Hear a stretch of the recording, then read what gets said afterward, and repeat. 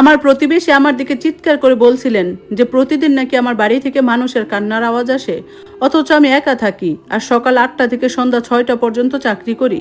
পরের দিন আমি বাড়ি থেকে বের হওয়ার একটা নাটক করলাম, আসলে নিজের খাটের নিচে লুকিয়ে থাকলাম। একটু পরে শুনলাম কে যেন এমনভাবে ভেতরে ঢুকলো যেন এই পুরো সংসারটা তারই। ভয়ে চোখ বন্ধ করে আমি নিজের শ্বাস চেপে রাখলাম। আমার শোবার ঘরের দরজাটা খুলে গেল, আর এরপর স্পিকার থেকে যে কণ্ঠস্বরটা ভেসে এলো তা শুনে আমার রক্ত হিম হয়ে গেল। আমার নাম লায়লা সুলতানা, বয়স 39 বছর। আর এই বৃহস্পতিবারের আগ পর্যন্ত আমি বিশ্বাস করতাম যে মানুষ মারা গেলে আর কোনোদিন ফিরে আসে না। আমার স্বামী আরিফ 2 বছর আগে মারা গেছে চট্টগ্রাম হাইওয়েতে একটা ভয়াবহ সড়ক দুর্ঘটনা। রাত 3টায় আসার একটা ফোন কল, একটা লাশ যা আমাকে ভালো করে দেখতেও দেওয়া হয়নি। সাদা কাফন আর গোলাপ জলে ঘেরা একটা জানাজা, যেখানে সবাই আমাকে এসে বলেছিল যেন আমি শক্ত থাকি। এরপর থেকে আমি ঢাকার এক নিরিবিলি উপশহরে এই একতলা বাড়িটায় একাই থাকতাম। আমি একটা ইন্স্যুরেন্স কোম্পানিতে অ্যানালিস্ট হিসেবে কাজ করি। সকাল 8টার আগে বেরিয়ে যাই আর ফিরতে ফিরতে রাত প্রায় হয়ে যায়।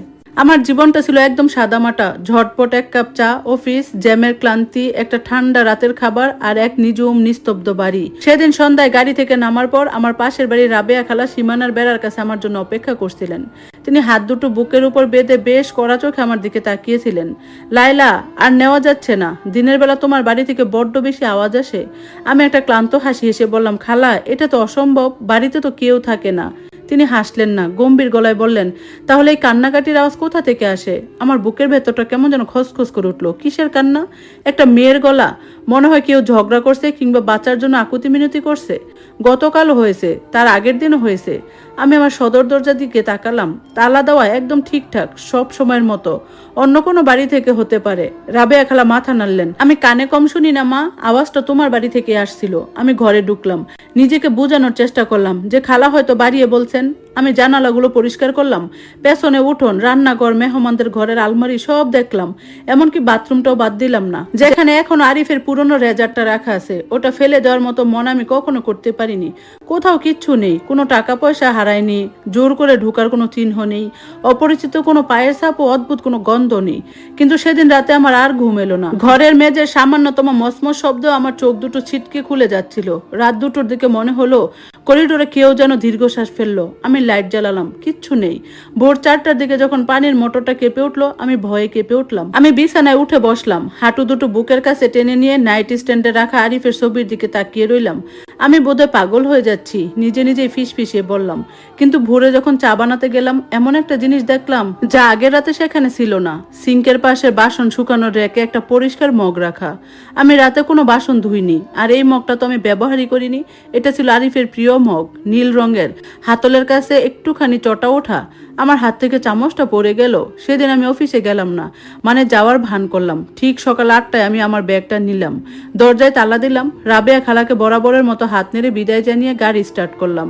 2 ব্লক দূরে গিয়ে গাড়িটা থামালাম, তারপর পেছনের গলি দিয়ে হেঁটে আবার বাড়ির দিকে রওনা হলাম। হাতের মুঠোয় চাবিটা শক্ত করে ধরা, বুকের ভেতর হৃৎপিণ্ডটা যেন কামারের হাতুড়ির মতো পিটছিল। আমি পেছনের বারান্দার দরজা দিয়ে একদম নিঃশব্দে ভেতরে ঢুকলাম। পুরো বাড়ির ফ্লোরটা ক্লিনারের সুবাসে আর এক অদ্ভুত ভীত চাদরের মতো ছড়িয়ে আছে। আমি সোজা আমার শোবার ঘরে চলে গেলাম। আমি জানি না আমি কি দেখার আশা করছিলাম, কোনো চোর, কোনো ডাকাত, নাকি কোনো জিনিসের আসর, এমন কিছু যা অত্যন্ত যুক্তি দিয়ে বা পুলিশ ডেকে মেটানো যায়। আমি খাটের নিচে হামাগুড়ি দিয়ে ঢুকে পড়লাম। কাঠের মেঝেটা ভীষণ ঠান্ডা ছিল, সেখানে ধুলোবালি, একটা হারিয়ে যাওয়া কানের দুল আর একটা ভাঁজ করা ছবি পড়েছিল যা আগে কখনো দেখিনি। আমি ওটাও হাতে নিলাম না, নড়াচড়া করার মতো ক্ষমতা আমার ছিল না। হাতে ফোনটা শক্ত করে ধরে রাখলাম, যে কোনো মুহূর্তে জরুরি নাম্বারে কল করার জন্য। 1 ঘন্টা কেটে গেল, 2 ঘন্টা, ফ্রিজের একটানা আওয়াজ হচ্ছিল। রাস্তা দিয়ে একটা রিক্সা টুংটাং করে চলে গেছে। রাবেয়া খালা রুকিঝুঁকি দিয়ে ওনার বারান্দা ঝাড়ু দিচ্ছিলেন। একটা কুকুর ক্লান্ত হয়ে যাওয়া পর্যন্ত একটানা ঘেউ ঘেউ করে গেল। কোথাও কিচ্ছু নেই। নিজের কাছে নিজেকে ভীষণ বোকা মনে হতে লাগলো। ঠিক দুপুর 12টার পর সদর দরজার তালাটা খুললো, খুব ধীরে, চাবি দিয়ে। ভয়ে আমার মুখটা শুকিয়ে কাঠ হয়ে গেল। কেউ একজন ভেতরে ঢুকলো। তারা কোনো জোর জবরদস্তি করেনি, কোনো দ্বিধাও করেনি। দরজাটা আলতো করে আটকে দিয়ে তারা বসার ঘর দিয়ে এমন এক ভয়ঙ্কর আত্মবিশ্বাসের সাথে হেঁটে এলো যেন এই বাড়ির প্রতিটি আসবাবপত্র, প্রতিটি কোণা আর প্রতিটি নীরবতা তাদের চেনা। আমি শুনলাম রান্নাঘরের কেবিনেটটা খোলার শব্দ এলো, তারপর পানির কল ছাড়ার আওয়াজ, কাচের গ্লাসে টুনটুন শব্দ। তারা নিজেদের জন্য পানি ঢাললো। আমার হাত দুটো কাঁপতে শুরু করলো। পায়ের আওয়াজটা এবার করিডোর ধরে এগিয়ে আসতে লাগলো। হিলের খটখট শব্দ। একজন নারী, সে ঠিক আমার শোবার ঘরের সামনে এসে থামলো। দরজাটা সামান্য একটু ক্যাসক্যাস করে শব্দ করে খুললো। খাটের নিচ থেকে আমি প্রথমে তার কালো পাম সুজোড়া দেখতে পেলাম, তারপর ফর্মাল প্যান্টের নিচের অংশ, এরপর একটা লাল রঙের দামি হ্যান্ডব্যাগ এসে পড়লো সেই চেয়ারটার উপর যেখানে আরিফ তার ইস্ত্রি করা শার্টগুলো রাখতো। নারীটি একটা দীর্ঘশ্বাস ফেললো। তুমি আবার সবকিছু একদম আগের মতো রেখে দিয়েছো, সে মৃদু স্বরে বলল। আমার বুকের ভেতরটা দুমড়ে মুচড়ে গেল। সে তার ফোনটা বের করলো, একটা নাম্বারে ডায়াল করে স্পিকার দিল। আমি আমার নিজের ফোনটাকে এত শক্ত করে চেপে ধরছিলাম যে স্ক্রিনের আলোটা আমার হাতের তালুতে ঠিক মতো পড়ছিল। নারীটি নরম গলায় বলল, আমি ভেতরে এসেছি। ওপাশে একটু নীরবতা, তারপর স্পিকারের ওপাশ থেকে একটা কণ্ঠস্বর বেশি এলো, এমন একটা কণ্ঠস্বর যাকে আমি 2 বছর আগে নিজের হাতে কবর দিয়ে এসেছিলাম। লায়লা কি এখনো কিছু টের পেয়েছে? আমার মনে হলো শরীরের সমস্ত রক্ত জমে বরফ হয়ে গেছে। এটা আরিফ, আমার মৃত স্বামী। নারীটি খাটের কাছে এসে এগিয়ে এলো, তার জুতো জোড়া এসে থামলো ঠিক আমার মুখের সামনে। সে ওপাশ থেকে উত্তর দিল, হ্যাঁ টের পেয়েছে। আর সবচেয়ে বড় সর্বনাশটা কি জানো? সে আজ অফিসে যায়নি, বাড়িতেই আছে। খাটের নিচে শুয়ে থাকা অবস্থায় আমার বুকের ধুকপুকানি এত জোরে হচ্ছিল যে মনে হচ্ছিল ঘরের সবাই শুনতে পাচ্ছে।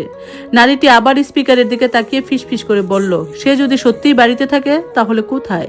ওপাশ থেকে আরিফের কণ্ঠস্বর বেশি এলো, শান্ত থাকো, পুরো বাড়িটা দেখে নাও। ও যদি কিছু শুনেও থাকে আজই সব শেষ করতে হবে। আমার শরীর ঠান্ডা হয়ে গেল। সব শেষ করতে হবে, এই কথাটার অর্থ আমি খুব ভালো করে বুঝতে পারছিলাম। নারীটি ধীরে ধীরে আলমারি খুললো, ডয়ার টানলো, তারপর বিছানার উপর বসলো। আমার মাথা ঠিক উপরে গদি সামান্য দুলে উঠলো। আমি নিঃশ্বাস পর্যন্ত নিতে সাহস পাচ্ছিলাম না। হঠাৎ করে ফোনে আরিফ বলল, ওই ছবিটা পেয়েছো? না, নারীটি উত্তর দিল, কিন্তু আমি খুঁজে বের করব। ছবিটি কারো হাতে পড়া চলবে না, ওই একটা ছবির সব প্রমাণ। আমার মনে পড়ে গেল খাটের নিচে পড়ে থাকা সেই ভাঁজ করা ছবিটার কথা। তাহলে ওরা এই ছবিটাই খুঁজছে। নারীটি নিচু হয়ে বিছানার দিকে তাকানোর জন্য হাঁটু গেড়ে বসলো। আমার গলা শুকিয়ে কাঠ হয়ে গেল। আর মাত্র কয়েক ইঞ্চি এগুলোই সে আমাকে দেখে ফেলবে। ঠিক তখনই বাহিরের কলিং বেল বেজে উঠলো। নারীটি বিরক্ত হয়ে দাঁড়িয়ে গেল, জানালার ফাঁক দিয়ে উকি দিয়ে বলল, ওই বুড়ি প্রতিবেশী আবার এসেছে। রাবেয়া খালার কণ্ঠ ভেসে এলো, মা লায়লা বাড়িতে আসো। নারীটি তাড়াতাড়ি ফোনটা কেটে দিল, তারপর খুব দ্রুত হ্যান্ডব্যাগটা তুলে নিয়ে পেছনের দরজা দিয়ে বেরিয়ে গেল। পুরো বাড়ি আবার নিস্তব্ধ হয়ে গেল। আরো 5 মিনিট অপেক্ষা করার পর আমি কাঁপতে কাঁপতে খাটের নিচ থেকে বের হলাম। মেঝেতে পড়ে থাকা বাস করা ছবিটা হাতে নিতে আমার হাত অবশ হয়ে গেল। ছবিটা ছিল 2 বছর আগের। ছবিতে আরিফ দাঁড়িয়ে আছে, তার পাশে সেই লাল ব্যাগলি নারী, আর তাদের মাঝখানে দাঁড়িয়ে আছে একটা 7-8 বছরের ছোট্ট মেয়ে। ছবির পেছনে কালো কালি দিয়ে লেখা, আমাদের নতুন জীবন। লায়লা যেন কোনোদিন সত্যিটা জানতে না পারে। আমার চোখের সামনে সবকিছু ঝাপসা হয়ে গেল। ঠিক তখনই আমার ফোনে একটা অচেনা নাম্বার থেকে ভিডিও মেসেজ এলো। কাপা হাতে ভিডিও চালু করতে স্ক্রিনে ভেসে উঠলো একটা অন্ধকার ঘর। ক্যামেরার সামনে ধীরে ধীরে এসে দাঁড়ালো একজন মানুষ। আলো তার মুখে পড়তে আমার মুখ থেকে চাপা চিৎকার বেরিয়ে এলো, সে আরিফি, জীবিত। সে ক্যামেরার দিকে তাকিয়ে মুচকি হেসে বলল, তুমি যদি এই ভিডিওটা দেখে থাকো তাহলে বুঝে নাও তুমি এমন একটা দরজা খুলে ফেলেছো যেটা 2 বছর ধরে বন্ধ ছিল। ভিডিওটা বন্ধ হয়ে গেল, আর ঠিক সেই মুহূর্তে আমার পেছনে শোবার ঘরের দরজাটা ধীরে ধীরে নিজে থেকে বন্ধ হয়ে গেল। দরজাটা ধীরে ধীরে বন্ধ হওয়ার শব্দ আমার পুরো শরীর কেঁপে উঠলো। আমি ঘুরে তাকালাম, কেউ নেই। তবু দরজাটার লকটা যেন ভেতর থেকে নিজেই ঘুরে গেল। কাপা হাতে আমি দরজার হাতল টানলাম, খুললো না। আমার বুকের ভেতরে আতঙ্ক জমে উঠলো। ঠিক তখনই ফোনে আবার সেই অচেনা নাম্বার থেকে একটা মেসেজ এলো, স্টোর রুমে যাও, সত্যিটা সেখানে লুকিয়ে আছে, কিন্তু সাবধান, তোমার উপর নজর রাখা আছে। আমি এক মুহূর্ত দ্বিধা করলাম, তারপর রান্নাঘরের পাশে ছোট্ট স্টোর রুমের দিকে এগুলাম। এই ঘরটায় আরিফ মারা যাওয়ার পর আর কখনো ঢুকিনি। দরজাটা খুলতেই পুরনো কাঠ, ধুলো আর স্যাঁতস্যাঁতে গন্ধ নাকে এলো। টর্চ জ্বালিয়ে তাকাতেই কোণের একটা লোহার টাং চোখে পড়লো। টাংটা ছোট্ট একটা তালা ছিল। অদ্ভুত ব্যাপার, তালাটা আগেই খোলা। ঢাকনা তুলতে ভেতরে কয়েকটি ফাইল, একটি পুরনো মোবাইল ফোন আর একটা খাম পেলাম। খামের উপর আরিফের হাতের লেখা। যদি লায়লা এটা খুঁজে পায় তাহলে আর কিছু লুকিয়ে রাখার অর্থ নেই। আমার হাত কাঁপছিল। খাম খুলে ভেতরের ছবিগুলো বের করলাম। একটার পর একটা ছবিতে দেখা গেল আরিফ সেই লাল ব্যাগলি নারীর সঙ্গে বিভিন্ন জায়গায় ঘুরছে। শেষ ছবিটা দেখে আমার নিঃশ্বাস বন্ধ হয়ে গেল। সেটা ছিল একটা হাসপাতালের কেবিন। বিছানায় শুয়ে আছে আরিফ, আর ছবির কোণের তারিখ যেদিন সবাই বলেছিল সেদিন আরিফ মারা গেছে। আমি হতবাক হয়ে ফিস করে বললাম, তাহলে যার দাফন হয়েছিল সে কে? ঠিক তখনই ট্রাঙ্কের ভেতরে পুরনো মোবাইলটা নিজে থেকে কেঁপে উঠলো। স্ক্রিনে ভেসে উঠলো একটা নাম, আরিফ কলিং। আমি ভয়ে ফোনটা ফেলে দিতে গিয়েও নিজেকে সামলে নিলাম। ধীরে ধীরে কল রিসিভ করলাম। ওপাশে কয়েক সেকেন্ড নীরবতা, তারপর সেই পরিচিত কণ্ঠস্বর, তুমি যদি সত্যি সব জানতে চাও তাহলে আজ রাত ঠিক 12টায় পুরনো চট্টগ্রাম হাইওয়ে 17 নম্বর মাইল ফলকে চলে এসো। আমি কিছু বলার আগেই লাইন কেটে গেল। ঠিক তখনই বাড়ির বাইরে একটা গাড়ি এসে থামার শব্দ শুনলাম। জানালার ফাঁক দিয়ে তাকিয়ে দেখলাম দুজন কালো পোশাক পরা লোক দ্রুত আমার বাড়ির গেট খুলে ভেতরে ঢুকছে। তাদের একজনের হাতে ছিল ঠিক সেই লাল হ্যান্ডব্যাগটি। আমার বুকের ধুকপুকানি যেন পুরো বাড়ি জুড়ে প্রতিধ্বনিত হচ্ছিল। কালো পোশাক পরা দুজন লোক গেট পেরিয়ে দ্রুত বাড়ির ভেতরে ঢুকে পড়লো। আমি তড়িঘড়ি করে স্টোর রুমে লাইট বন্ধ করে দরজার আড়ালে দাঁড়ালাম। বাইরে একজন বলল, ঘরের প্রতিটা কোণা দেখো, ও যদি ছবিগুলো পেয়ে থাকে তাহলে আজই সব নিয়ে নিতে হবে। আর একটু নিচু গলায় উত্তর বলল, বস বলছে কোনো প্রমাণ ফেলে রাখা যাবে না। আমি নিঃশব্দে ট্রাঙ্কের ভেতরে খাম ছবিগুলো আর পুরোনো মোবাইলটা আমার ব্যাগে ঢুকিয়ে নিলাম।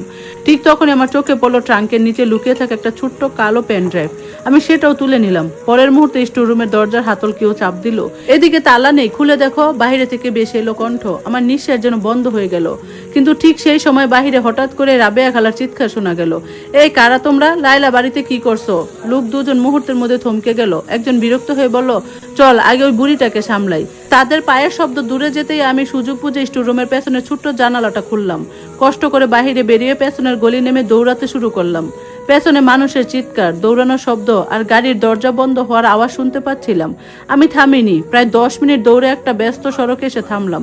কাপা হাতে পেন ড্রাইভটা ব্যাগ থেকে বের করলাম। সামনে একটা ছোট্ট কম্পিউটার সার্ভিস সেন্টার ছিল। ভেতরে ঢুকে দোকানদারকে বললাম, ভাই একটু কম্পিউটারটা ব্যবহার করতে পারি, খুব জরুরি। তিনি অবাক হলেও রাজি হলেন। আমি পেন ড্রাইভটি কম্পিউটার লাগাতে একটি মাত্র ফোল্ডার খুলে গেল। ফোল্ডারের নাম অ্যাক্সিডেন্ট প্ল্যান। ভেতরে ভিডিও, অডিও রেকর্ডিং, ব্যাংক লেনদেনের কাগজ আর একটি স্ক্যান করা জীবন বীমার নথি। সবচেয়ে ভয়ঙ্কর ভিডিওটি চালাতেই দেখা গেল আরিফ সেই লাল ব্যাগওয়ালি নারী আর দুজন লোক একটি টেবিল ঘিরে বসে আছে। আরিফ স্পষ্ট গলায় বলছে, দুর্ঘটনাটা সাজানো হবে, সবাই বিশ্বাস করবে আমি মারা গেছি, এরপর ইন্স্যুরেন্সের টাকা উঠবে, আর লাইলা কোনোদিন সত্যিটা জানতে পারবে না। আমার চোখে অন্ধকার নেমে এলো। ঠিক তখনই কম্পিউটারের স্ক্রিন হঠাৎ কালো হয়ে গেল। তারপর একটা মাত্র লাইন বেশি উঠলো, অনেক দেরি হয়ে গেছে লাইলা। আমি ঘুরে দাঁড়াতেই দেখি দোকানের কাচের দরজার উপাশে দাঁড়িয়ে আছে আরিফ। সে জীবিত, আর তার ঠোঁটে সেই পরিচিত শীতল হাসি। দোকানের কাচের দরজার উপাশে দাঁড়িয়ে থাকা মানুষটার দিকে আমি স্থির চোখে তাকিয়ে রইলাম। অসম্ভব, 2 বছর আগে যাকে আমি নিজের চোখে দাফন করেছি সে কিভাবে আমার সামনে দাঁড়িয়ে থাকতে পারে? আরিফ ধীরে ধীরে ভেতরে ঢুকলো। তার মুখে সেই পরিচিত শান্ত হাসি, কিন্তু চোখ দুটো একদম ঠান্ডা। ভয় পেও না লাইলা, সে বলল, তোমাকে মারতে আসিনি, আমি এক পা পিছিয়ে গেলাম। তুমি বেঁচে আছো? সে হালকা হেসে বলল, হ্যাঁ, আর আজ তোমার সব প্রশ্নের উত্তর দেওয়ার সময় এসেছে। আমি কিছু বলার আগে দোকানদার অবাক হয়ে আমাদের দিকে তাকিয়ে বললেন, আপনারা কি একে অপরকে চেনেন? আরিফ পকেট থেকে একটা পরিচয়পত্র বের করে দেখালো। আমি একটা সরকারি তদন্তকারী দলের সঙ্গে কাজ করি, কিন্তু পুরনো মামলার তদন্ত চলছে। দোকানদার আর কোনো প্রশ্ন করলো না, কিন্তু আমি বুঝতে পারছিলাম কিছু একটা ঠিক মিলছে না। আরিফ আমার দিকে তাকিয়ে নিচু গলায় বলল, এখানে কথা বলা নিরাপদ নয়, ওরা আমাদের খুঁজছে। ওরা কারা? আমি জিজ্ঞেস করলাম। সে উত্তর দিল না, বরং বলল, চলো গাড়িতে ওঠো। আমি মাথা নাড়লাম, না, এবার আমি কাউকে বিশ্বাস করব না। ঠিক তখনই আমার ব্যাগের ভেতরে পুরনো মোবাইলটা বেজে উঠলো। স্ক্রিনে কোনো নাম্বার নেই, শুধু লেখা প্রাইভেট কল। আমি কল রিসিভ করতে এক নারী কণ্ঠ কাঁপতে কাঁপতে বলল, লাইলা আপা, আরিফের সঙ্গে যাবেন না, সে আপনাকে মিথ্যা বলছে।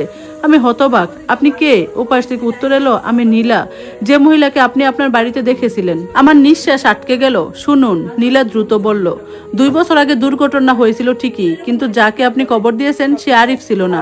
আরিফ নিজের মৃত্যু সাজিয়ে পালিয়ে যায়। আমি তখন ওদের দলে ছিলাম, কিন্তু এখন আমি সব সত্য প্রকাশ করতে চাই। হঠাৎ ফোনের ওপাশে ধস্তাধস্তির শব্দ শোনা গেল। তারপর নীলা আতঙ্কিত চিৎকার, না, ফোনটা কেড়ে নিও না। লাইন কেটে গেল। আমি মাথা তুলে তাকাতেই দেখলাম আরিফ আমার দিকে এগিয়ে আসছে। তার মুখের হাসিটা এবার আর শান্ত নয়, বরং ভয়ঙ্কর। সে ধীরে ধীরে বলল, তুমি ভুল মানুষকে বিশ্বাস করছো লাইলা। ঠিক সেই মুহূর্তে দোকানের বাইরে একটা কালো মাইক্রোবাস এসে থামলো। 4 জন মুখোশধারী লোক দ্রুত নেমে দোকানের দিকে দৌড়ে আসতে লাগলো। আরিফ হঠাৎ আমার হাত শক্ত করে ধরে বলল, এখন কথা বলার সময় নেই, বাঁচতে চাইলে আমার সঙ্গে দৌড়াও। আমি বুঝতেই পারছিলাম না আমার সবচেয়ে বড় শত্রু কি আরিফ, নাকি যে লোকগুলো এখন আমার দিকে ছুটে আসছে তারা আরো ভয়ঙ্কর। আরিফ আমার হাত ধরে পেছনের দরজা দিয়ে বেরিয়ে দৌড়াতে লাগলো। কিছু দূর গিয়ে আমরা একটা পরিত্যক্ত গুদামের ভেতরে আশ্রয় নিলাম। আমি হাত ছাড়িয়ে চিৎকার করে বললাম, আর একটা মিথ্যা বলবে না, সত্যিটা কি? আরিফ কয়েক মুহূর্ত চুপ করে রইল। তারপর মাথা নিচু করে বলল, হ্যাঁ, আমি নিজের মৃত্যুর নাটক সাজিয়েছিলাম। আমার বুকটা মোচড় দিয়ে উঠলো। কেন? সে দীর্ঘশ্বাস ফেললো। আমি যে ইন্স্যুরেন্স কোম্পানিতে কাজ করতাম সেখানে কয়েকজন কর্মকর্তা কোটি কোটি টাকার জালিয়াতির সঙ্গে জড়িয়েছিল।